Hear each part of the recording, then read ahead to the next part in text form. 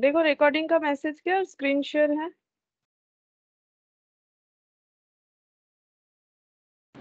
Ma'am.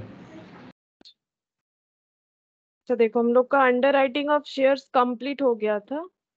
आज हम लोग स्टार्ट करेंगे ई शॉप, ठीक है।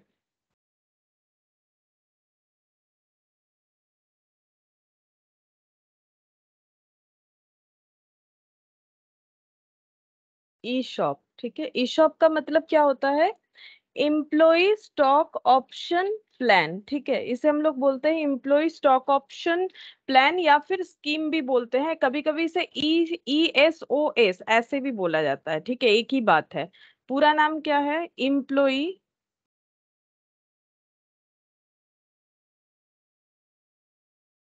Stock option plan. Employ stock option plan, अगर एस है in that case scheme,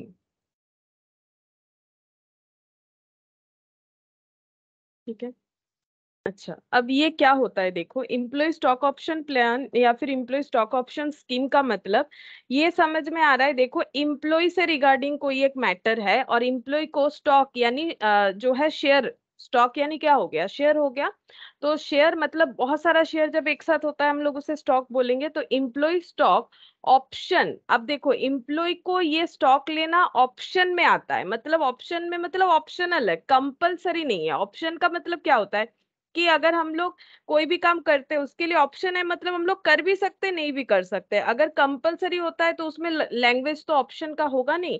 employ stock option plan या फिर स्कीम मतलब एम्प्लॉय को क्या दिया जाएगा? एम्प्लॉय को स्टॉक लेने का ऑप्शन प्रोवाइड करेगा। कौन करेगा? कंपनी। अब ऐसा क्यों होता है? देखो, नॉर्मली जब भी कोई बिजनेस ऑर्गेनाइजेशन चलता है तो वहां पर जो इम्प्लॉय होते हैं उन्हें क्या मिलता है? उन्हें मिलता है सैलरी, ठीक है। सैलरी के अलावा कभी कभार जो बोनस वगैरह, इंसेंटिव वगैरह, DA वगैरह ये सब मिलता है, लेकिन एक चीज फिक्स्ड होता है, उनको सैलरी मिलता है, ठीक है। अब ये कंपनी दिन ब दिन ग्रो करने लगेगी, ठीक है। बहुत सारे इम्प्लॉय जब काम करेंगे तो कंपनी तो अपना ग्रो करेगी, कंपनी अपना ग्रो करेगी, ठीक है। अच्छा, अब इम्प्लॉय को ऐसा लगता है कि मुझे जो मिल रहा है और कंपनी को हम जो रिटर्न दे रहे हैं उसमें काफी अंतर है। मतलब मुझे क्या मिल रहा है? फिक्स सैलरी मिल रहा है, थोड़ा बहुत इंसेंटिव, DA वगैरह, उसमें भी मुझे इंसेंटिव पाने के लिए बहुत ज्यादा मेहनत करना पड़ता है, तब जाके मुझे इंसेंटिव मिलता है, ठीक है। तो इनको ऐसा लगता है कि हम लोग कंपनी के लिए जितना कर रहे हैं शायद हमें और भी कुछ ज्यादा मिलना चाहिए, ऐसा लग सकता है। तो ये लोग क्या करते हैं, कहीं दूसरे जगह पे अच्छा पैकेज मिलेगा तो चले जाएंगे। नॉर्मल सा बात है, देखो ये भी ह्यूमन बीइंग है, इनको भी अपना सोचना पड़ता है। लेकिन कंपनी का प्रॉब्लम क्या है? जब भी इम्प्लॉय मूवमेंट करेगा, मतलब जिसको बोला जाता है इम्प्लॉय टर्नओवर, ठीक है।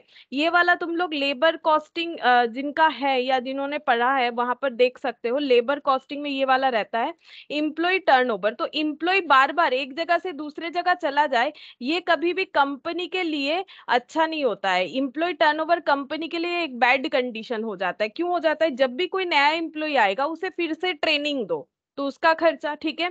उसे फिर से मतलब सिखाओ, ट्रेनिंग में तो सारी चीजें आ जाएंगे, ठीक है। उसे फिर से ट्रेनिंग दो, एक नए लोग को फिर से अपने कंपनी के रिगार्डिंग रेडी करने का जो भी खर्चा होता है, उस बीच में कंपनी का काम भी हैम्पर होता है, ठीक है। इसीलिए कंपनी कभी नहीं चाहेगी कि उसका एम्प्लॉय जिसको उसने अपने हिसाब से रेडी किया है वो छोड़ के कहीं और चला जाए, ठीक है। अब वो जा क्यों रहा है? उसे तो कहीं ना कहीं काम करना है, उसे कहीं और अच्छा पैकेज मिलेगा तो वो चला जाएगा। इसीलिए कंपनी क्या बोल रही है कि एम्प्लॉय को हम लोग सिर्फ फिक्स सैलरी, इंसेंटिव, DA मतलब जो बोला है उसके अलावा भी हम लोग एम्प्लॉय को क्या देंगे? एम्प्लॉय को स्टॉक लेने का ऑप्शन देंगे। कि एम्प्लॉय को बोलेंगे कि आप अगर मेरा कुछ कंडीशन फुलफिल करो। अब यहाँ भी क्या करती है कंपनी? ऐसे ही नहीं देती। जैसे कंपनी बोल दिया ऐसे कि अगर एम्प्लॉय लोगों को ऑप्शन दिया कि अगर आप मेरे कंपनी में 3 साल काम करेंगे, 3 साल का कॉन्ट्रैक्ट कर लीजिए, आप मेरे कंपनी को छोड़ के मत जाइएगा, तो मेरे कंपनी का शेयर हम आपको कंसेशनल रेट में दे देंगे। कंसेशनल रेट में, ठीक है। मार्केट में जो भी रेट चल रहा हो हम आपको कंसेशनल रेट में अपना शेयर इशू कर देंगे, ठीक है। अब कंपनी का एम्प्लॉय जो है अगर उनको लगता है कि हाँ हमें ये ऑप्शन लेना चाहिए, ऑप्शन है, कंपलसरी नहीं है, कंपनी तो एक ऑफर कर रही है, एक्सेप्ट करना नहीं करना एम्प्लॉय के ऊपर है। तो एम्प्लॉय चाहे तो ये ऑप्शन एक्सरसाइज कर सकते हैं। मतलब एम्प्लॉय तो अब क्या होगा ना, एम्प्लॉय अपना जो है ड्रीम सोचने लगेगा, देखो मुझे तो इतना पैसा मिल रहा है, कंपनी मान लो अच्छा खासा कंपनी है, कंपनी का शेयर का मार्केट वैल्यू जिस दिन कंपनी ये बात डिक्लेयर कर रही है मान लो है 120 रुपीज, और कंपनी बोल रही है हम लोग आप लोगों को दे देंगे, मतलब इंप्लॉय को जो प्राइस में दिया जाएगा कंपनी बोल रही है हम लोग आप लोगों को दे देंगे 80 रुपीज में, ठीक है। इसमें कंपनी का लॉस है, ऑब्वियसली लॉस है, 120 का चीज 80 में जा रहा है तो लॉस है कितने का, 40 रुपीज का। लेकिन कंपनी क्यों कर रही है, अरे इंप्लॉय चला जाएगा तो उससे भी ज्यादा लॉस है, फिर से नए लोगों को सिखाओ समझाओ फिर अपने तरह रेडी करो। तो कंपनी बोल रही है हम लोग इंप्लॉय लोगों को देंगे क्योंकि वो भी हमारे लिए मेहनत कर रहे हैं तो रिवार्ड के तौर पे, है ना, लेकिन कंसेशनल रेट पे देंगे। अब उनका मर्जी है वो ले या ना ले, लेकिन ऐसे ही नहीं देंगे, हमारा भी कुछ कंडीशंस है वो फुलफिल करना पड़ेगा उनको, तो कंपनी भी अपना कुछ कंडीशन लगाएगी, ठीक है। कंडीशन जैसे कि कंपनी बोलेगी कि मेरे कंपनी में 3 साल काम करना ही पड़ेगा, ऐसा बोल सकती है, या फिर बोल सकती है मेरा जो ग्रॉस प्रॉफिट है वो अभी 80% चल रहा है, इसको 100% में अगर लेके आ जाते हैं आप लोग 3 साल के अंदर तो आप लोगों को ऐसा जो है हम लोग रिवार्ड के तौर पे इस तरह से हम लोग कंसेशनल रेट पे स्टॉक मतलब जो है शेयर दे देंगे, ठीक है। अब इंप्लॉय क्या सोच रहा है, इंप्लॉय सोच रहा है अगर कंपनी का आज का ही मार्केट वैल्यू इतना है, अब शेयर आगे जाएगा तो और भी बढ़ेगा, लेकिन हमें तो 80 में ही मिलेगा तो हमारा कितना बेनिफिट हो जाएगा। तो कुछ लोगों को लगेगा हाँ अच्छा है हम लोग लेंगे, कुछ को लगेगा नहीं लेना है, तो वो तो अपना अपना पर्सनल मैटर है। लेकिन इंप्लॉय स्टॉक ऑप्शन प्लान है क्या कि इंप्लॉय को ऑप्शन दिया जाता है कि आप अगर मेरे कंपनी में रह के कुछ कंडीशन फुलफिल करते हो तो हम लोग आपको एक सर्टेन टाइम के बाद, ठीक है, वो सारे कॉन्ट्रैक्ट एग्रीमेंट हो जाएंगे कि कितना दिन काम करना पड़ेगा या फिर कंडीशन क्या है वो लिखा हुआ रहेगा कि कंडीशन कौन सा फुलफिल करने से एम्प्लॉय लोगों को कंसेशनल रेट पे, ठीक है, कंसेशनल रेट पे जो है शेयर मिल जाएगा एक पर्टिकुलर डेट पे, ठीक है, एक पर्टिकुलर डेट पे। तो इसी को बोला जाता है इंप्लॉय स्टॉक ऑप्शन प्लान। और ये क्यों किया जाता है, कंपनी अपना इंप्लॉय टर्नओवर जो है वो कम करना चाहती है। यहाँ पर टर्नओवर का मतलब सेल नहीं है जो तुम लोग नॉर्मली समझते हो, यहाँ पर टर्नओवर का मतलब है मूवमेंट, ठीक है। मूवमेंट कंपनी अपने इंप्लॉय लोगों का कम करना चाहती है, तो कंपनी इस तरह का स्कीम जो है फॉलो कर सकती है जिसे बोला जाता है इंप्लॉय स्टॉक ऑप्शन प्लान, ठीक है। तो यहाँ पर अब लिखना स्टार्ट करते हैं, तुम लोग भी नोट डाउन कर लो।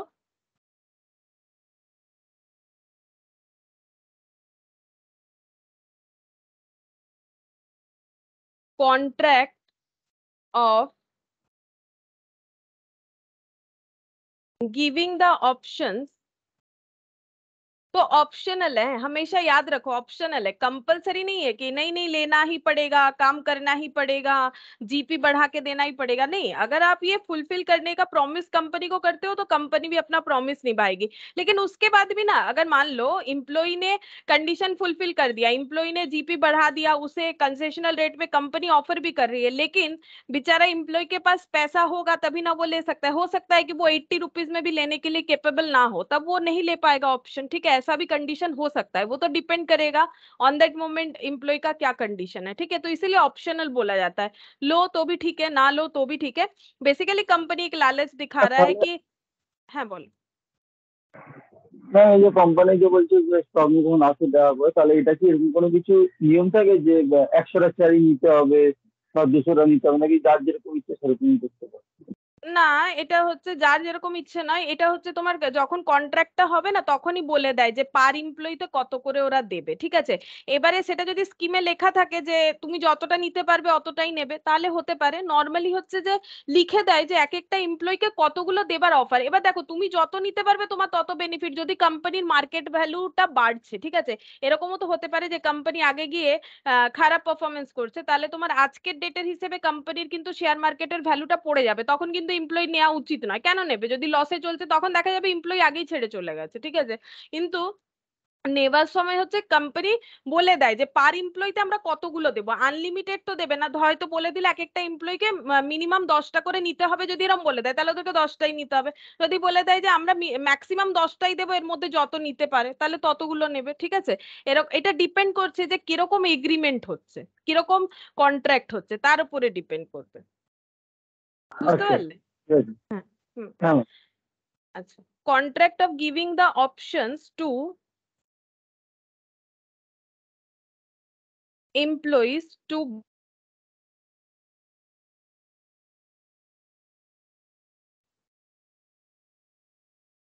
of the company at A predetermined rate. ये देखो अभी यहाँ पर ही बता दिया था ना कि आज मार्केट वैल्यू इतना है, आज कॉन्ट्रैक्ट करे 80 में देंगे, 3 साल बाद चाहे वैल्यू कुछ भी हो, तो that is pre determined rate. ठीक है, आज कंपनी कॉन्ट्रैक्ट कर रहा है, 3 साल बाद खरीदने का बात आ रहा है, लेकिन 3 साल में कंपनी का हालत कुछ भी हो, मैं कंपनी ने अभी जो बोल दिया कि 80 तो 80 ही, ठीक है, तो इसे बोलते हैं predetermined rate.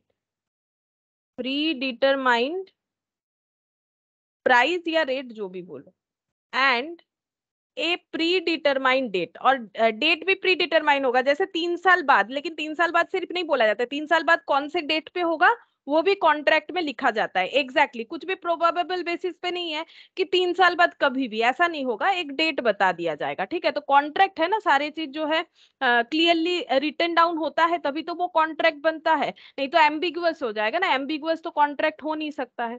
Price and a predetermine date. ठीक है, प्री डिटरमाइन डेट पे, प्री डिटरमाइन रेट पे कंपनी कॉन्ट्रैक्ट कर लेगी अपने एम्प्लॉइज के साथ कि वो अपना शेयर जो है कंसेशनल रेट पे, रेट भी बता देगी, देगी। ठीक है, अच्छा, ESOP is applicable to all of the employees. कौन कौन ये ऑप्शन ले सकता है? तो ESOP is applicable to all employees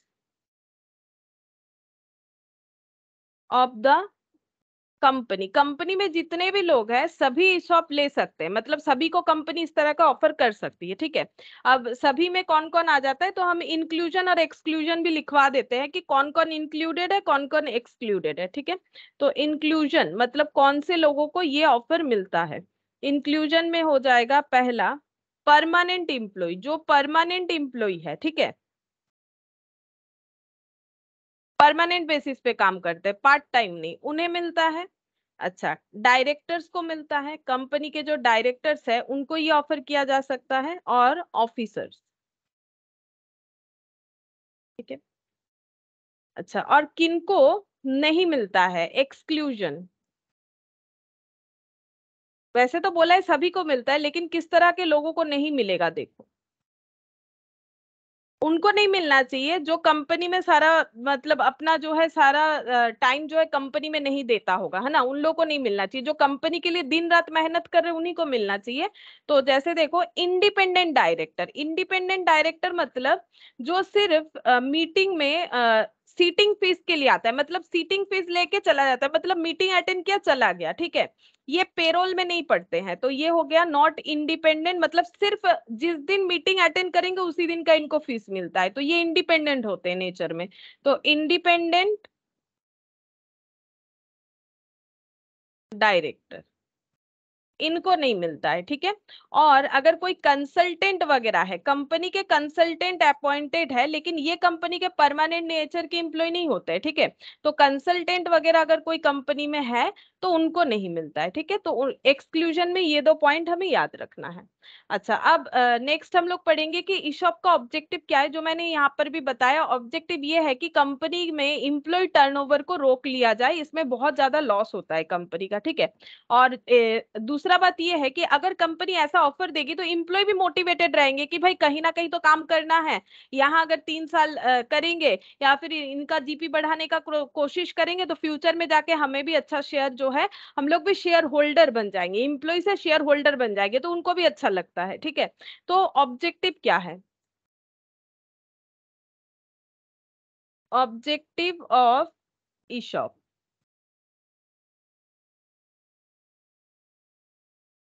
eShop का ऑब्जेक्टिव क्या है? पहला, रिवार्ड एंड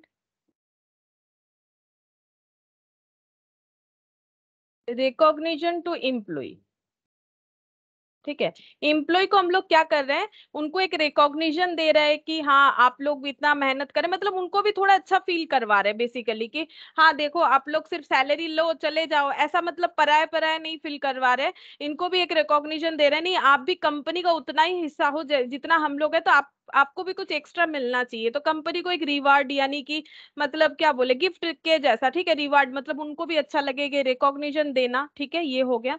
फिर रिटेनिंग ऑफ एम्प्लॉय, ये तो सबसे बड़ा पॉइंट है कि ये सब अगर हम लोग कम इनको मतलब बोल सकते हो, लालच भी बोल सकते हो, या फिर मतलब ये इतना हेल्प करते हैं कंपनी का, इनके बिना तो कंपनी बेकार है, तो कंपनी में एम्प्लॉय को रिटेन करने के लिए दिया जाता है, ये तो सबसे बड़ा पॉइंट है, ठीक है, retain of employ, employ retain करे कंपनी में, और इनको रिवार्ड रिकॉग्निशन देने के लिए। दूसरा हो जाएगा making employ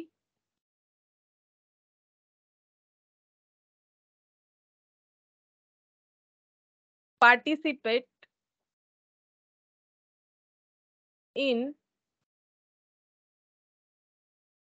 growth of compensation, sorry, in growth of company.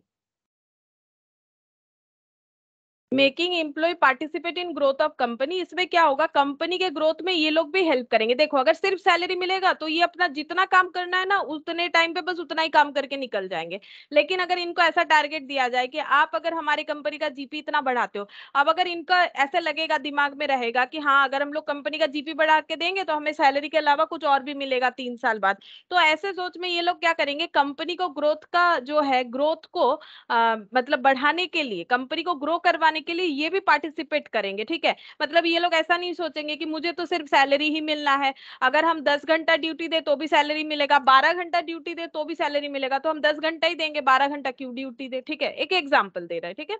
तो इसीलिए making employ participate in growth of company, अगर इन्हें कुछ एक्स्ट्रा मिलेगा तो ऑब्वियसली ये भी कुछ एक्स्ट्रा मेहनत करने का सोचेंगे। अब नेक्स्ट लिखेंगे condition of eShop.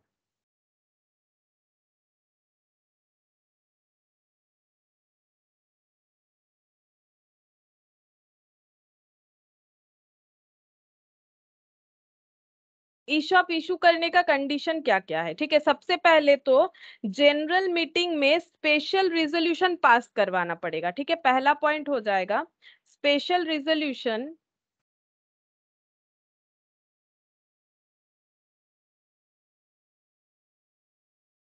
Needs to be passed in general meeting, ठीक है, जनरल मीटिंग में स्पेशल रेजोल्यूशन पास करवाना पड़ेगा। फिर सेकंड लिखेंगे express conditions set by the company must B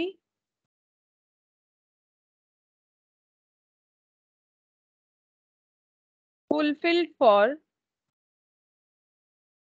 ESOP execution, ठीक है, और वो कंडीशन भी बताना पड़ेगा कि किस कंडीशन में ईशॉप इशू करने का बात हो रहा है, मतलब जैसे बोला ना कि कंपनी का जीपी बढ़ा दो, ऐसा हो सकता है, ठीक है, या फिर कंपनी का 3 साल मिनिमम काम करना ही पड़ेगा, तो जो भी कंडीशन के बदले ईशॉप इशू किया जा रहा है, express condition set by the company must be fulfilled for eShop execution, ठीक है, ईशॉप का एग्जीक्यूशन करने के लिए जो मतलब कंडीशन फुलफिल करना पड़ेगा, उस कंडीशन को मीटिंग में बताना जरूरी है, ठीक है। फिर नेक्स्ट लिखेंगे स्कीम ओनली फॉर एम्प्लॉइज,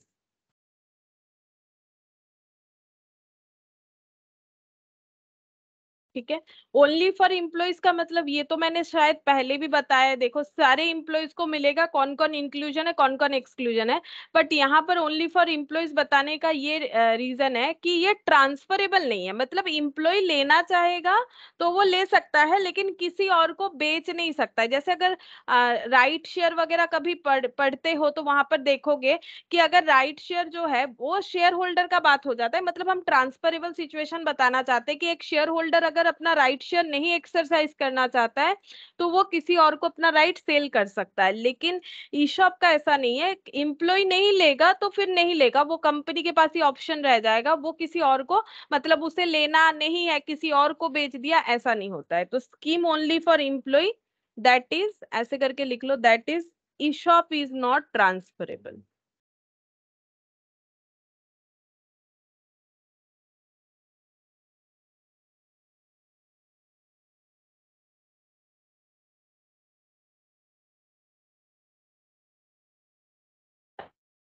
अच्छा, फिर नेक्स्ट लिखेंगे ESOP is always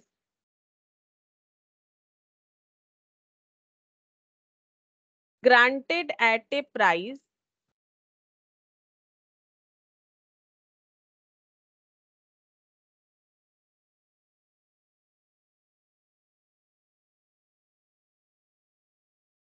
which is lower than the market price.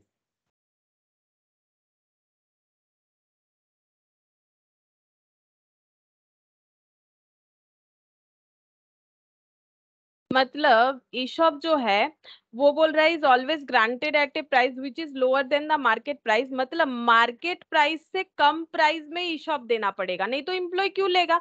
अगर मान लो एम्प्लॉय को बोला जा रहा है मार्केट में प्राइस 120 है, आपको भी हम 120 में दे देंगे, तो एम्प्लॉय क्यों लेगा, बोलेगा मार्केट से ही लेंगे। मुझे बेनिफिट क्या है इसमें, मुझे बेनिफिट तो कुछ नहीं है। मतलब हमेशा कंसेशनल रेट पे ही देना पड़ेगा, लॉजिक है, ठीक है। कंसेशनल रेट पे ना दे तो कोई क्यों खरीदे, क्यों नहीं, क्यों लेगा, इससे तो इनको कोई फायदा है नहीं। तो ये इसीलिए बोला है कि ईशॉप इज ऑलवेज ग्रांटेड, मतलब देना पड़ेगा at a price which is lower than the market price of shares, market price of shares, ऐसे लिख दो, ठीक है। और ये जो प्राइस में दिया जाता है, जो कंसेशनल रेट पे दिया जाता है, उसका एक नाम होता है, ठीक है। इसको लिखो, the concessional that is on concessional rate, मतलब कम में जो मार्केट में चल रहा है। एंड इज कॉल्ड एज, इस चैप्टर में इसे क्या बोला जाता है, कंसेशनल रेट तो एक इंग्लिश हो गया, कंसेशनल मतलब कम में, ठीक है। लेकिन यहाँ पर एक स्पेशल नाम है, इसे बोला जाता है एक्सरसाइज प्राइस, ठीक है। ईशॉप के चैप्टर में जो प्राइस में एम्प्लॉई शेयर को खरीद पाएगा उस प्राइस का नाम है एक्सरसाइज प्राइस, ठीक है। ये टर्म्स जो है हमें पता होना चाहिए, ये टर्म्स पे ही न्यूमेरिकल्स जब रहेगा तो ये सब नाम ही दिया रहेगा कि एक्सरसाइज प्राइस इतना है। फिर एक्सरसाइज प्राइस कैसे कैसे पता चलेगा कौन सा है, जिस प्राइस में एम्प्लॉय शेयर को खरीद पाएगा उसी को बोला जाता है एक्सरसाइज प्राइस, ठीक है। अच्छा, फिर नेक्स्ट लिखेंगे, अब लॉस हो रहा है, ठीक है। अब जैसे ही हम लोग कंसेशनल रेट में देंगे तो लॉस हो रहा है, तो यहाँ पर लिखेंगे द लॉस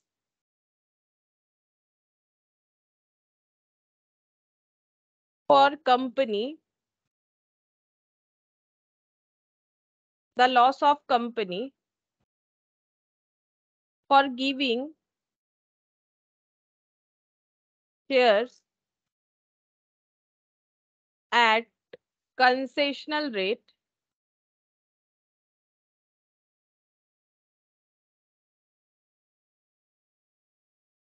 is called, अब इसका भी अपना एक नाम है, ठीक है। कंसेशनल रेट पे शेयर देने के लिए कंपनी का जो लॉस हो रहा है, लॉस का मतलब ये वाला वैल्यू, ये देखो हम यहाँ पर दिखाते हैं, ये रहा 40 रुपीज का लॉस, 120 का 80 में मिल रहा है तो 40 रुपीज का लॉस, इस लॉस को क्या बोला जाता है, इज कॉल्ड एम्प्लॉय कंपेंसेशन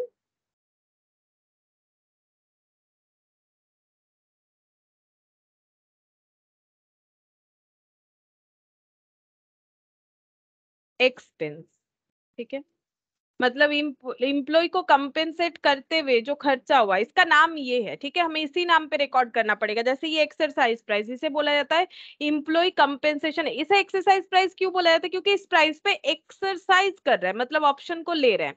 और इम्प्लॉय कंपेंसेशन एक्सपेंस क्यों बोला जाता है, ये लॉस नहीं, इसे बोला जा रहा है ये खर्चे के तरह है, अपने इम्प्लॉय को अपने पास रखना है ना, तो कुछ तो अलग करना पड़ेगा, तो इसीलिए बोल रहा है कि इम्प्लॉय कंपेंसेशन एक्सपेंस, ठीक है। And it is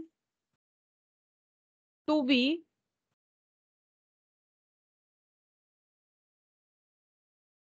borne by, मतलब कौन इसका रेस्पॉन्सिबिलिटी लेगा, कंपनी, ठीक है।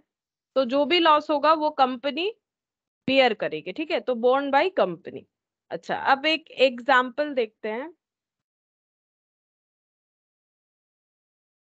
जैसे देखो लॉस, यहाँ पर मान लो क्वेश्चन में हमें दिया हुआ है face value of share ₹10,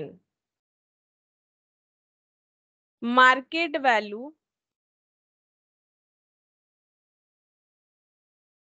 of share, इसी शेयर का मार्केट वैल्यू ₹40, एक शेयर का कैलकुलेशन बोल रहे हैं, ठीक है। Exercise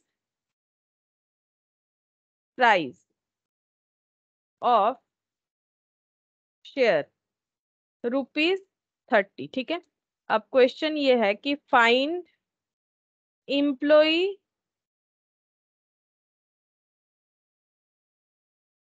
compensation expense from the above data, ठीक है। तो यहाँ पर जस्ट एक छोटा सा क्वेश्चन पूछा है मैंने कि बताओ, अगर ये सब गिवन इंफॉर्मेशंस है तो ये बताओ कि यहाँ पर कंपेंसेशन एक्सपेंसेस कितना हो रहा है, बोलो कितना होगा कंपेंसेशन एक्सपेंसेस। अभी मैंने बता दिया कि कंपेंसेशन एक्सपेंस का 10 টাকা। मतलब ₹10, करेक्ट, ₹10 होगा। कंपेंसेशन एक्सपेंसेस का मतलब कंपनी को जितना लॉस हो रहा है, तो कंपनी को कितना लॉस हो रहा है, कंपनी अगर मार्केट में ये शेयर कंपनी का बिकता तो 40 में बिकता, कंपनी उसे 30 में देगी, तो लॉस कैसे निकालते हैं, market value minus exercise price, कभी फेस वैल्यू से कंपेयर नहीं करना है, इसीलिए मैंने दिया है, ठीक है। क्योंकि लॉस तो फेस वैल्यू के ऊपर थोड़ी ना लॉस होगा, शेयर तो वैसे प्रीमियम में चल रहा है, 10 का शेयर 40 में, यानी ₹30 प्रीमियम में चल रहा है, ठीक है। इससे कोई लेना देना नहीं है, हमें लॉस कैसे पता चलेगा कि ये मार्केट में जिस चीज का वैल्यू 40 है वो हम लोग 30 में दे रहे हैं, तो हमारा लॉस इतना हो जाएगा। तो यहाँ पर लिखते हैं employ compensation expense equal to market price, ये हमेशा ऐसे ही कैलकुलेट करना होता है, ठीक है। इसका लॉजिक भी समझ लो, मार्केट प्राइस और एक्सरसाइज प्राइस।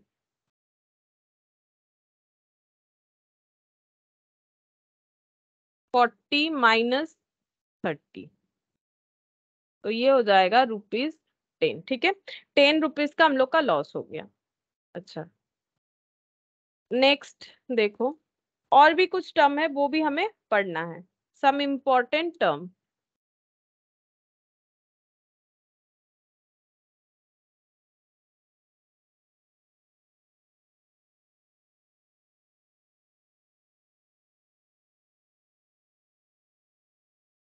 पहला टर्म है ग्रांट डेट, ठीक है, यहाँ पर लिखते हैं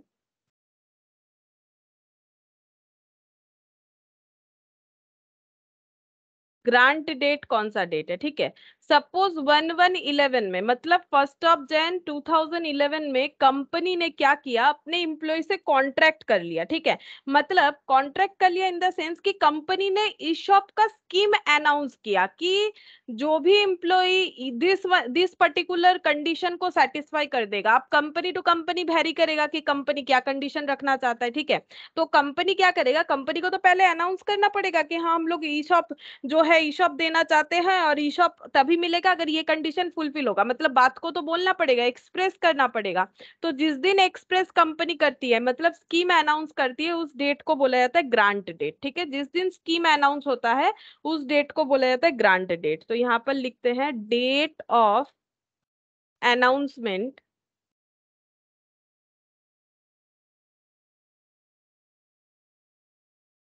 ऑफ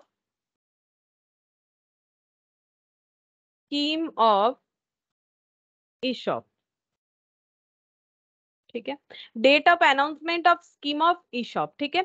ईशॉप का स्कीम जिस दिन अनाउंस होगा उसको बोला जाता है ग्रांट डेट, और ये एग्जाम्पल के तौर पे यहाँ पर मैंने ये डेट लिया 1111, ठीक है। ये क्या है, 1111 जो है ये एग्जाम्पल है, ठीक है। ये फिक्स नहीं कि ऐसा ही कोई डेट होगा, कोई भी डेट हो सकता है, ठीक है। उसके बाद 1112 लिख दिया मैंने यहाँ पर, मतलब आफ्टर 1 ईयर, ठीक है। आफ्टर 1 ईयर कौन सा डेट आएगा, आफ्टर 1 ईयर आएगा वेस्टिंग डेट। अब इसका मतलब क्या है बताते हैं, वेस्टिंग डेट इसका मतलब हो जाएगा the date on which the conditions set by company are fulfilled or satisfied। ठीक है, मतलब ये वो दिन है जिस दिन कंपनी का जो कंडीशन दिया गया है वो सेटिस्फाइड होने वाला है। मतलब मान लो कंपनी ने बोला है कि ये मैंने 1111 से लेके 1112 लिया, मतलब 1 ईयर, ठीक है, 1 ईयर में कंपनी का कंडीशन फुलफिल हो रहा है, वो तो मतलब एग्रीमेंट में लिखा हुआ होगा ना कि हाँ कंपनी को जो है 3 साल के अंदर प्रॉफिट इतना ज्यादा चाहिए, या फिर एम्प्लॉय को 3 साल काम करना पड़ेगा, या कंपनी को 1 साल काम करना पड़ेगा, वो कहीं और जा नहीं सकता है। ठीक है, तो ये जो बन रहा है यहाँ पर, ये देखो ये जो बन रहा है इसको हम लोग बोलते हैं वेस्टिंग पीरियड। ठीक है, इस टाइम को बोला जाता है vesting period.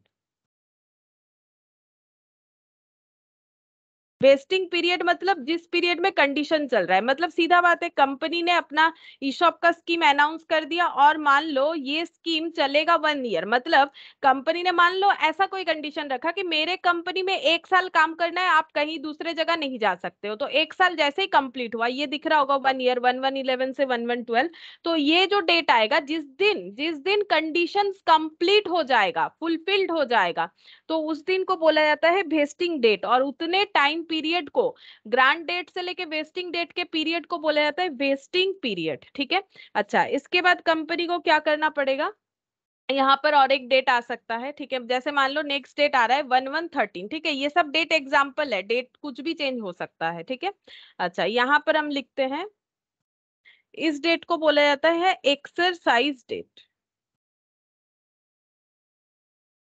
Exercise date, date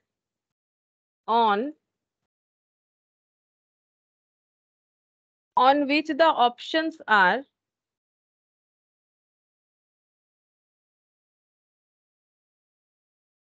actually allotted to employees। ठीक है, मतलब कंपनी में लोगों ने 1 साल काम किया, जो भी एम्प्लॉय ने काम किया, तो वो वेस्टिंग पीरियड रहा उनके लिए, जब 1 साल कंप्लीट हो गया तो उन्होंने कंडीशन फुलफिल कर लिया, अब उनको शेयर खरीदने को मिलेगा कंसेशनल रेट पे। ठीक है, जैसा कंपनी ने बोल रखा था। अब क्या होता है ना, कंपनी ऐसे नहीं बोलती कि आज कंडीशन खत्म हो आज ही खरीद लो, ऐसा नहीं होता है, कंपनी टाइम देती है। ठीक है, 1 मंथ, 2 मंथ्स, 1 ईयर भी दे सकती है, डिपेंड करता है कंपनी टू कंपनी। तो कंपनी क्या करती है, थोड़ा टाइम देती है कि हाँ ठीक है, आप अब अपना ऑप्शन जो है खरीद सकते हो, खरीदना पड़ेगा ना, तो पैसे का जरूरत है, तो कंपनी थोड़ा टाइम देती है एम्प्लॉय को कि आप खरीद लो। तो कंपनी ने मान लो 1 ईयर टाइम दे दिया कि 1 ईयर के अंदर, मतलब कंपनी ने डिक्लेयर किया 1113 के अंदर आपको अपना सारा शेयर्स जो है आपको जो अलॉटेड होगा वो खरीद लेना है।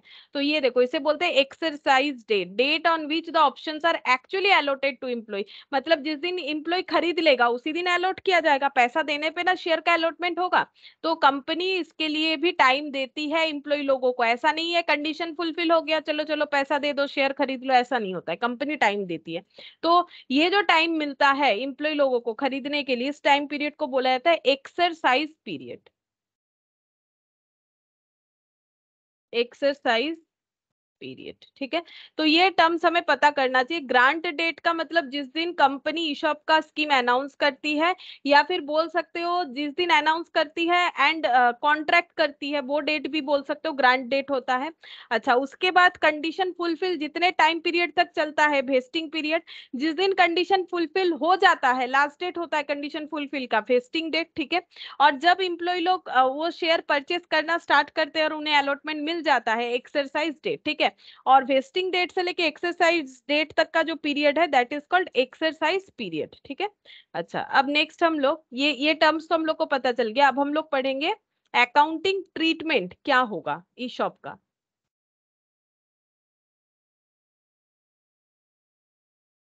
Accounting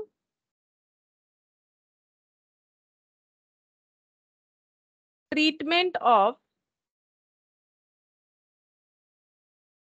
eShop.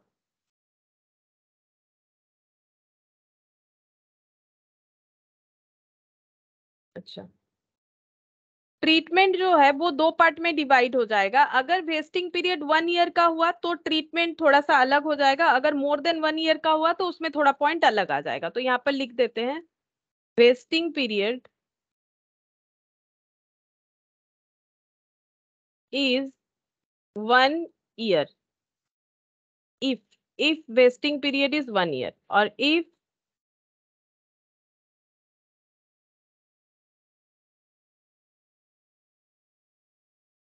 vesting period is more than 1 year, मतलब जो कंडीशन फुलफिल होना है वो फुलफिल होने में 1 ही साल लगेगा या फिर 1 से ज्यादा लगेगा, तो उस हिसाब से जो है अकाउंटिंग ट्रीटमेंट चेंज हो जाएगा। तो पहले हम लोग पॉइंट 1 डील करेंगे।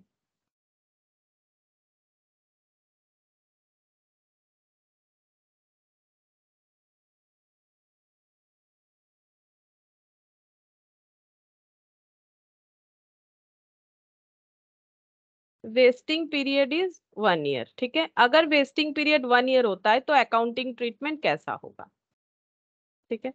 तो यहाँ पर देखो, पहले हम लोग जर्नल लिख लेते हैं। इन जनरल जर्नल एंट्री क्या होगा उसके बाद हम एक एग्जांपल से समझा देंगे, ठीक है। तो जर्नल एंट्री क्या होगा, जर्नल एंट्री होगा ऐसे, बैंक अकाउंट डेबिट जब इशू किया जाएगा शेयर, 1 साल हो गया ना, 1 साल होने पे इशू शेयर जब किया जाएगा तब एंट्री ऐसे होगा, bank account debit employ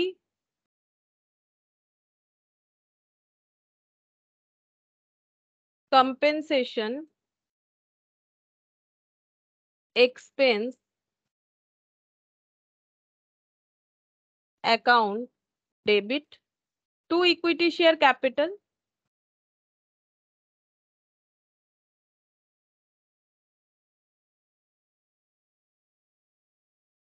to securities premium.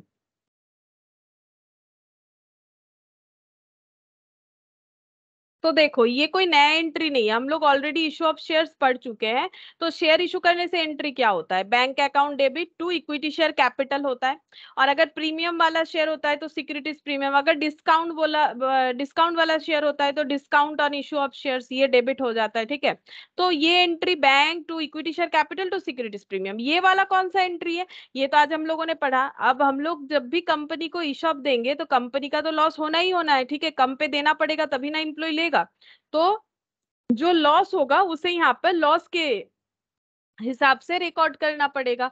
तो जितना लॉस होगा उसे डेबिट कर देंगे, क्योंकि हमें पता है ऑल लॉसेस आर डेबिटेड, ठीक है। ये हो गया ईयर के जब इशू किया गया, इशू टाइम पे एंट्री, ठीक है। इसके बाद इशू करने के बाद उस साल का जब ईयर एंड आएगा तब क्या होगा, तब पीएल में चला जाएगा, जो भी लॉस है वो पीएल में चला जाएगा। तो profit and loss account debit to कौन सा लॉस है, एम्प्लॉय कंपेंसेशन,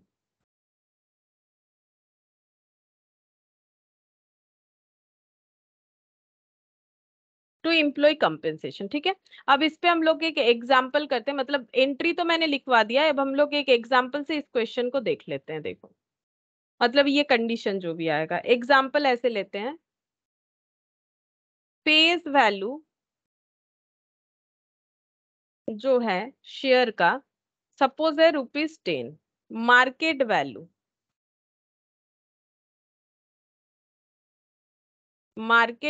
है ₹130, ठीक है।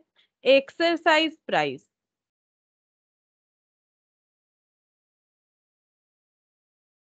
₹40, ठीक है।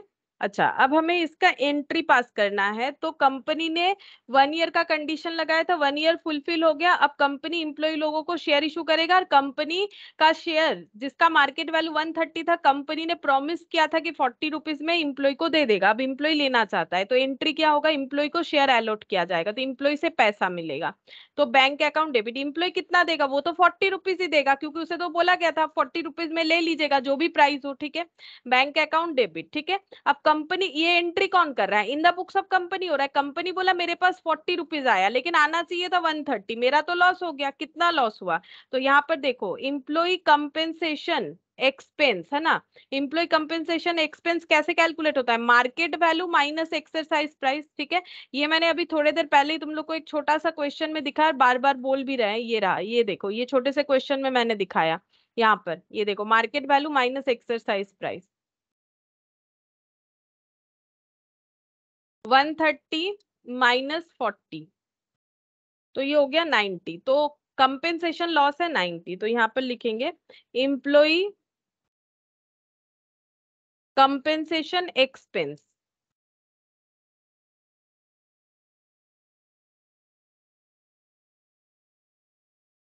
90 रुपीज, ठीक है। और शेयर इशू किया है तो 2 इक्विटी शेयर कैपिटल तो लिखना ही पड़ेगा, और शेयर प्रीमियम वाला है, देखो 10 रुपीज वाला शेयर 130 में जा रहा है, मतलब सिक्योरिटीज प्रीमियम भी क्रेडिट होगा, 2 सिक्योरिटीज प्रीमियम। और प्रीमियम कैसे कैलकुलेट करते हैं, प्रीमियम का मतलब फेस वैल्यू और इशू प्राइस का डिफरेंस, ठीक है। प्रीमियम कैसे निकालते हैं, ये तो हम लोगों ने पहले कर लिया है ना, जो सैटरडे वाला क्लास हम लोग का हो रहा था उसमें तो कंप्लीट हो चुका है। तो हम लोग प्रीमियम कैसे निकालते हैं, issue price minus face value, ठीक है, नॉर्मली इससे निकलता है। अब यहाँ तो इशू प्राइस दिया नहीं है, तो हम लोग फिर किससे कंपेयर करेंगे, तो हम लोग को कंपेयर करना पड़ेगा अपने मार्केट वैल्यू से, ठीक है। अभी इसी को मानेंगे, क्वेश्चन में दिया नहीं इशू प्राइस, अगर देगा तो हम लोग उससे कंपेयर कर लेंगे, तो 120, तो यहाँ पर हो जाएगा 2 securities premium 120, 2 equity share capital, और कैपिटल तो हमेशा अपने नॉमिनल या फेस वैल्यू से ही क्रेडिट होता है, यानी ये 10 रुपीज से जाएगा, ठीक है। तो यहाँ पर ये इशू के डेट पे एंट्री हो गया। अब जो ईयर एंड होगा वहां पर पीएल में चला जाएगा, ये लॉस ट्रांसफर हो जाएगा, profit and loss account debit to employ compensation expense 90 rupees, ठीक है, 90 रुपीज ये बन जाएगा। तो बेसिकली अब एंट्री कैसे कैसे होगा देखो, हम बता देते हैं। ये बैंक अकाउंट डेबिट किससे होगा, ये एक्सरसाइज प्राइस से होगा, ब्रैकेट में लिख देते हैं, ये किससे डेबिट होगा, एक्सरसाइज प्राइस से, क्योंकि एम्प्लॉय वही पैसा देगा, कंपनी को वही पैसा मिलेगा। Employ expenses account debit, sorry employ compensation expense account debit, तो ये किससे डेबिट होगा, exercise price, sorry market price minus exercise price, market price minus exercise price, ठीक है। इक्विटी शेयर कैपिटल हमेशा फेस वैल्यू बोलो या फिर नॉमिनल वैल्यू से क्रेडिट होगा। सिक्योरिटीज प्रीमियम कैसे क्रेडिट होगा, सिक्योरिटीज प्रीमियम क्रेडिट होगा, यहाँ पर नॉर्मली हमें इसी तरह से करना पड़ेगा, market value minus face value, नहीं तो इशू प्राइस होता है, तो issue price minus face value से हम लोग सिक्योरिटीज प्रीमियम को फाइंड आउट कर लेते हैं, ठीक है। ये हो जाएगा, और यहाँ पर कौन सा वैल्यू आएगा, यही वाला market price minus exercise price का जो डिफरेंस है उससे हो जाएगा, ठीक है। तो मैंने देखो एग्जाम्पल भी दे दिया, और नॉर्मल एंट्री कैसे होता है वो भी समझा दिया, एग्जाम्पल से भी समझा दिया, ठीक है। तो अब कोई प्रॉब्लम नहीं होना चाहिए। अच्छा, नेक्स्ट हम लोग ट्रीटमेंट करेंगे कि अगर vesting period more than 1 year है, जैसे कि मैंने बोला था, अगर vesting period more than 1 year है तो कैसे कैलकुलेशन होगा। .2 vesting period is more than 1 year, तो इसमें अलग ट्रीटमेंट क्यों होगा, देखो इसमें अलग ट्रीटमेंट क्यों होगा, पहले इसका हम नॉर्मल एंट्री लिखवा देते हैं, उसके बाद जो है समझाएंगे। तो इसमें एंट्री होता है, पहले यहाँ लिखते हैं इन दिस मेथड, इसमें जो मेथड फॉलो होगा, deferred employ compensation expense, deferred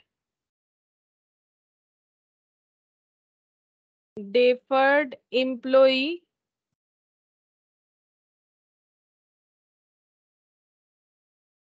compensation expense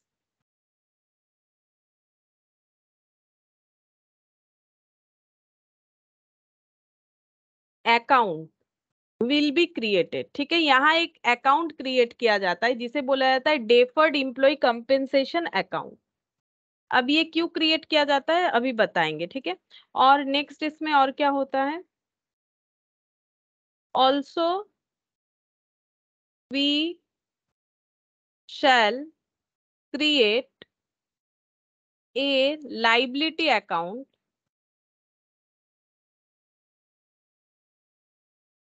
called ESOP outstanding account. ESOP outstanding account. ESOP outstanding account, ठीक है, हम समझा देंगे क्यों ये दो अकाउंट बनता है। नेक्स्ट लिखेंगे every year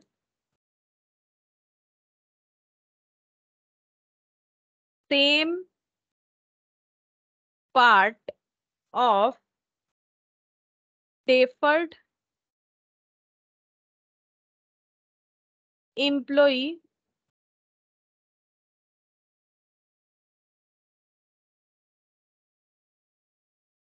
expense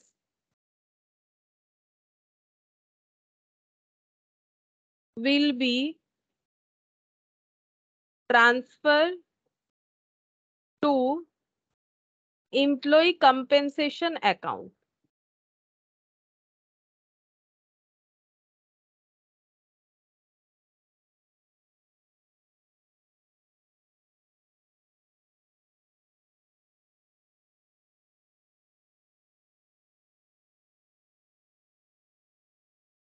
Employee compensation account of that year, of that year, ठीक है।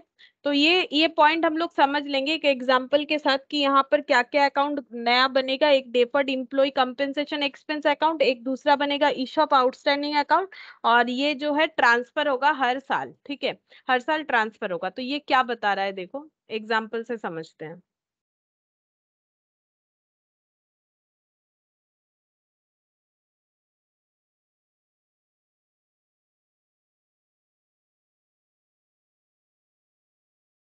यहाँ पर एक डेट लेते हैं 1/1/11, ठीक है, इसे हम लोग लेते हैं ग्रांट डेट। ग्रांट डेट का मतलब, ग्रांट डेट का मतलब जिस दिन कंपनी ने ईशॉप डिक्लेयर किया है, ठीक है। उसके बाद कंपनी ने वेस्टिंग पीरियड रखा है सपोज 3 इयर्स, क्योंकि हम लोग ये अकाउंटिंग ट्रीटमेंट कौन सा सीख रहे हैं, जब vesting period more than 1 year होगा। तो 2 से मोर देन 1 मतलब स्टार्टिंग फ्रॉम 2 से लेके कुछ भी हो सकता है। हम यहाँ पर एग्जाम्पल ले रहे हैं कि वेस्टिंग पीरियड 3 साल का है। तो देखो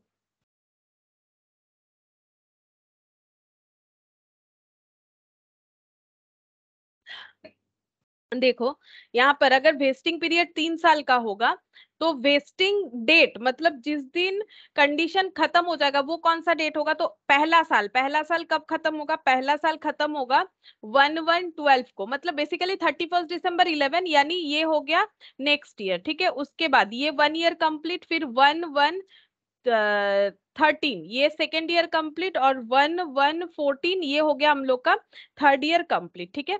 तो ये पूरे टाइम पीरियड को हम लोग बोलेंगे वेस्टिंग पीरियड। तो यहां से लेके यहां तक, ठीक है, ये क्या बन गया, ये बन गया वेस्टिंग पीरियड।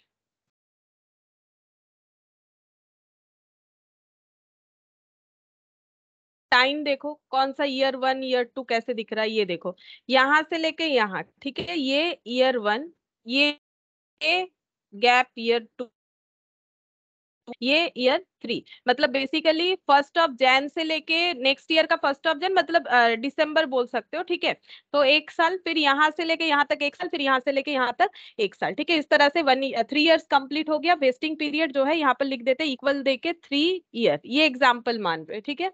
अच्छा ये फिर कौन सा डेट हो गया, ये जैसे ग्रांट डेट है, ये वाला डेट को क्या बोलेंगे, ये वाले डेट को हम लोग बोलेंगे वेस्टिंग डेट, क्योंकि इस दिन कंडीशन कंप्लीट हो जाएगा, ठीक है।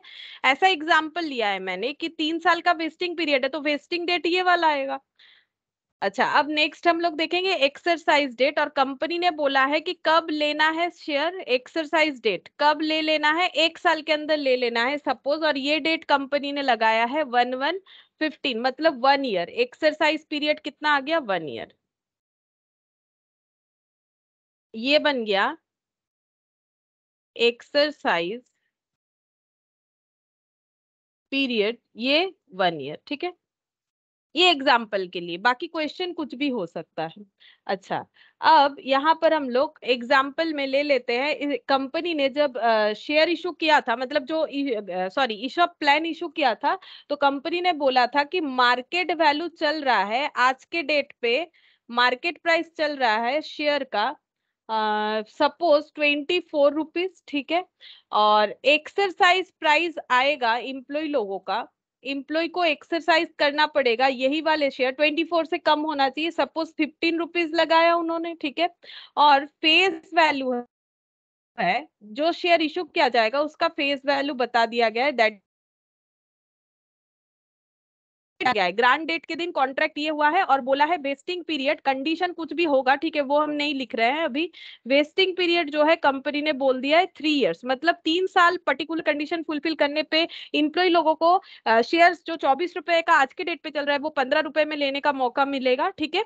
और इसके बाद भी कंपनी ने 1 साल टाइम दिया है खरीदने का। अब हम लोग यहाँ पर एंट्री करेंगे तो कैसे होगा, अगर ये 1 ईयर का ही होता तो हम लोग ऐसे एंट्री कर देते, देखो बैंक अकाउंट डेबिट बोल के सीधा एंट्री कर देते, और जो लॉस है लॉस को राइट ऑफ कर देते। लेकिन यहाँ पर जो लॉस है ना वो 1 साल का लॉस नहीं है, यहाँ पर जब लॉस होगा, यहाँ लॉस होगा, ऑब्वियसली यहाँ पर लॉस होगा। यहाँ पर अगर हम लोग लॉस को चेक करेंगे ना, मतलब इसमें अगर चेक करोगे क्वेश्चन में कि इम्प्लॉई कंपेंसेशन एक्सपेंस कितना है, कंपेंसेशन एक्सपेंस कितना है, तो कैसे पता चलेगा, सेम तरीके से पता चलेगा, market price minus exercise price का डिफरेंस, ठीक है। तो मार्केट प्राइस कितना है 24, एक्सरसाइज प्राइस है 15, तो यहाँ पर जो लॉस आ रहा है वो 9 रुपीज का आ रहा है, ठीक है। लेकिन 9 रुपीज जो है वो सिर्फ 1 साल का नहीं है, ये 9 रुपीज का लॉस ये 3 साल वेस्टिंग पीरियड होने के वजह से हो रहा है, ठीक है। तो 9 रुपीज का लॉस हम लोग कोई एक पर्टिकुलर ईयर में तो उसे पूरा पीएल में ट्रांसफर नहीं कर सकते हैं, तो ये लॉस जो हो रहा है ये 3 साल के कंडीशन के लिए हो रहा है, कोई 1 साल के कंडीशन के लिए नहीं हो रहा है। ये शेयर्स जो आज मार्केट में प्राइस चल रहा है 24, जब वेस्टिंग डेट आएगा तब कंपनी बोलेगी आप इसे 15 रुपए में ले लो, तो लॉस तो यहाँ पर होगा। तो लॉस कितने टाइम पीरियड से चल रहा है, 3 साल के लिए लॉस चलेगा, वेस्टिंग पीरियड जितना है, ठीक है। तो ये लॉस को हमें क्या करना है, हाँ बोलो। তাহলে ন টাকাটা কি তাহলে আমার 3 মাসের মধ্যে ভাগ হয়ে যাবে? হ্যাঁ 9 টাকাটা বলো, 3, মানে 3টে ইয়ারের মধ্যে ভাগ হয়ে যাবে তার হ্যাঁ মানে? হ্যাঁ হ্যাঁ 3টে ইয়ারের মধ্যে অ্যামোর্টাইজ করতে হবে, वही वाला देखो 3 साल में एमोटाइज मतलब धीरे धीरे राइट ऑफ करना पड़ेगा। तो पहले हम लोग क्या करेंगे, deferred employ compensation expense account create करेंगे, मतलब सारे लॉस को पहले एक जगह पे दिखा देंगे कि टोटल लॉस कितना है। फिर जितना वेस्टिंग पीरियड होगा वो पूरे लॉस को उस वेस्टिंग पीरियड में हम लोग ये देखो every year same part of deferred employ expenses will be transferred to employ compensation account of that year, ठीक है। तो हम लोग एक ईशॉप आउटस्टैंडिंग अकाउंट भी बनाएंगे जो एक लाइबिलिटी अकाउंट है। अभी देखो एंट्री करोगे तो समझ में आ जाएगा कि जब असाइन करवाएंगे तो किस तरह से करना पड़ेगा। तो सबसे पहले हम लोग ऐसा एंट्री करेंगे, यहाँ पर 1/1/11 में एंट्री करेंगे, डेफर्ड एम्प्लॉय, डेफर्ड का मतलब आज का नहीं है, ठीक है, मतलब डेफर्ड का मतलब जो धीरे धीरे राइट ऑफ होता है, deferred employ expense account debit, ठीक है। इसमें कितना रिकॉर्ड करेंगे पता है, 9 रुपीज का रिकॉर्ड करेंगे, क्योंकि टोटल एक्सपेंसेस को हम लोग डेफर्ड अकाउंट में डाल देंगे। डेफर्ड मतलब जो फ्यूचर में धीरे धीरे राइट ऑफ होता है, इम्प्लॉय एक्सपेंसेस डेफर्ड कैटेगरी का है, मतलब ये राइट ऑफ करना पड़ेगा, इससे ये पता चलता है, इसीलिए इस अकाउंट में असाइन करवाया जाता है। टू क्या लिखना पड़ेगा, टू ईशॉप आउटस्टैंडिंग, ठीक है, टू ईशॉप आउटस्टैंडिंग, ये अकाउंट बनाना पड़ेगा, ये एक लाइबिलिटी अकाउंट है, ठीक है। तो ये लाइबिलिटी बन रहा है, ये एक्सपेंस जो है ये आज का नहीं है, डेफर्ड वे में राइट ऑफ होगा। इसके बाद ईयर एंड आएगा, ईयर एंड कब आएगा, पहला ईयर एंड होगा 31 दिसंबर 2011, ये देखो पहला ईयर एंड होगा 31 दिसंबर 2011 को। तब क्या करेंगे, तब हम लोग यहाँ से जितना राइट ऑफ करना है वो राइट ऑफ कर देंगे, कितना करेंगे, 3 साल में सेम अमाउंट करना है, मतलब 3 रुपीज करके राइट ऑफ कर देंगे। तो हम लोग ऐसे लिखेंगे, employee compensation expense account debit, ये 3 रुपीज लिखेंगे, टू डेफर्ड एम्प्लॉय कंपेंसेशन, ठीक है। तो ये देखो ये 9 था, इसमें से 3 कम हो गया, बचा कितना, फिर 6 रुपीज बचा है, ठीक है। और एक एंट्री होगा 31 दिसंबर 11 को, ये पीएल में ट्रांसफर हो जाएगा, जो इस साल का लॉस है। इस साल का पूरा 9 रुपीज नहीं, सिर्फ 3 रुपीज का लॉस है। तो profit and loss account debit to, ये ट्रांसफर हो जाएगा टू एम्प्लॉई कंपेंसेशन एक्सपेंस, ठीक है। इम्प्लॉय कंपेंसेशन एक्सपेंस अकाउंट तो हम लोग पहले भी यूज करते थे, अभी भी यूज करेंगे, ठीक है। ये देखो पहले भी हम लोग यूज करते थे जब 1 ईयर का होगा, अभी भी यूज करेंगे, और यही पीएल में ट्रांसफर होता है। तो बेसिकली अगर चेक करो तो क्या हुआ, ओवरऑल इम्पैक्ट क्या आया, employ compensation debit, employ compensation credit और debit cancel out, deferred employ compensation ये 3 रुपीज से यहाँ कैंसिल होकर ये 6 रुपीज का बन गया, ठीक है। तो इसका मतलब 6 रुपीज अभी इसका वैल्यू बचा हुआ है, ठीक है। और पीएल में ये ट्रांसफर हो गया, ये ईयरली ट्रांसफर हुआ, पहले डेफर्ड को हम लोगों ने बुक कर लिया। अच्छा, इसके बाद 31 दिसंबर 12 को एंट्री होगा, तो यहाँ पर लिखते हैं 31 दिसंबर 2012 कौन सा एंट्री होगा, पहले ये एंट्री होगा, ठीक है। ये वाला हम शॉर्टकट में करते, ये नहीं होगा दोबारा, पहले ये वाला एंट्री होगा, employ compensation expense to deferred employ compensation, to deferred employ compensation, ठीक है। 3 रुपीज का।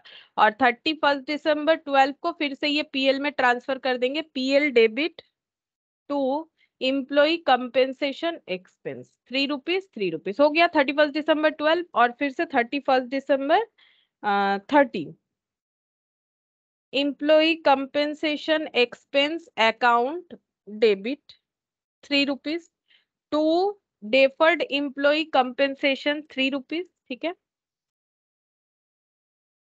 पीएल में ट्रांसफर हो जाएगा, PL debit to employee compensation expense 3 rupees, ठीक है। सेम एंट्री होगा, इसलिए मैंने शॉर्टकट में लिख दिया। मतलब ये 3 वाला सेम एंट्री होते जाएगा, बस डेट अलग अलग होगा, ठीक है। ये पहला ईयर हो गया, ऐसे हम स्प्लिट कर देते हैं, ये 1 साल का एंट्री, फिर दूसरे साल का ये हो गया, और थर्ड ईयर का ये बन गया। अब यहाँ पर 1/1/15 में क्या एंट्री होगा, जिस दिन एक्सरसाइज होगा उस दिन क्या एंट्री, हम लोगों ने इस डेट पे एंट्री कर दिया, इस पे कर दिया, इस पे कर दिया, इस पे कर दिया। अब 1 तारीख की जगह 31 लिया है, क्योंकि ईयर एंड में रिकॉर्ड होता है ना। और यहाँ पर एक्सरसाइज डेट पे क्या एंट्री होगा, अब इम्प्लॉय जो है शेयर ले रहे हैं, तो फिर बैंक अकाउंट डेबिट करके शेयर का एंट्री दिखाना पड़ेगा, उन्हें अलॉटमेंट देना पड़ेगा, तो एंट्री ऐसे हो जाएगा, bank account debit employ stock option plan outstanding account debit, ठीक है। ये देखो एक्चुअली क्या हुआ, यहाँ पर जब हम लोगों ने employ compensation debit, employ compensation credit cancel out, deferred employ expenses, ये 3 रुपीज कैंसिल आउट होके यहाँ 6 रुपीज बचा था, बट इसमें कोई इंपैक्ट नहीं आया था, जो लाइबिलिटी बनाया था। फिर देखो employ compensation account, employ compensation expense 3 rupees, employ compensation expense 3 rupees, debit credit cancel out, और यहाँ पर to deferred employ compensation 3 rupees, तो डेफर्ड वाला यहाँ 6 से कैंसिल होकर 3 हो गया। फिर ईसीई डेबिट, ईसीई क्रेडिट, और डीईसी 3 रुपीज से क्रेडिट, तो फिर ये 3 रुपीज भी यहाँ पर होकर 0 हो गया, ठीक है। अब अगर अकाउंट में चेक करोगे तो बचा क्या है, पीएल का डेबिट डेबिट तो हर साल बचा हुआ है, ठीक है, और ये बचा हुआ है, ये 9 रुपीज बचा हुआ है। तो इसको अब हम लोग क्या करेंगे, अब ये लाइबिलिटी तो हम लोग राइट ऑफ कर रहे हैं, ठीक है। अब ये लाइबिलिटी को हम लोग क्या करेंगे, यहाँ पर जब एक्सरसाइज होगा तब इसे हम लोग रिवर्स एंट्री डालेंगे, तो ये ऑटोमेटिकली कैंसिल आउट हो जाएगा, ठीक है, जो लाइबिलिटी हम लोगों ने यहाँ जनरेट किया था। तो इम्प्लॉय स्टॉक ऑप्शन, ये देखो क्या लिखा था मैंने यहाँ पर, नाम इम्प्लॉय ईशॉप आउटस्टैंडिंग, ठीक है, वही लिखा है मैंने, ईशॉप आउटस्टैंडिंग अकाउंट डेबिट, ये कितने से डेबिट करेंगे, 9 रुपीज से, कितने से क्रेडिट हो रखा था 9, तो ये लाइबिलिटी कैंसिल आउट हो गया। और कितने में लोग खरीद रहे हैं, एक्सरसाइज प्राइस है 15 रुपीज, तो यहाँ पर लिखना पड़ेगा एक्सरसाइज प्राइस 15, ठीक है। टू क्या लिखेंगे, टू लिखेंगे इक्विटी शेयर कैपिटल,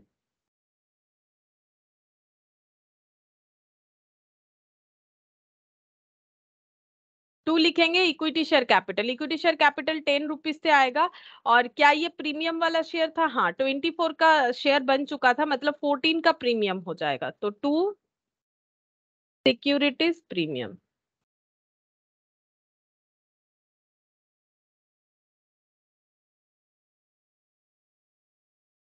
24 माइनस 10, ठीक है, ये एंट्री हो जाएगा, ये 1115 को एंट्री बन जाएगा, ठीक है। तो ये इस तरह से होगा अगर हम लोग का मोर देन 1 ईयर है। तो ईशॉप का जितना भी कैलकुलेशंस या फिर जो भी कंसेप्ट था लगभग हम लोगों ने सारा चीज ही कर लिए। হ্যাঁ বলো। ম্যাম এখানে তো 11 সালের হলো, 12 সালের হলো, 13 সালের হলো, 15 সালের ইয়েটা হলো, কাউন্টিংটা হলো। তো ম্যাম 14 সালের কিছু হবে না তাহলে এখানে?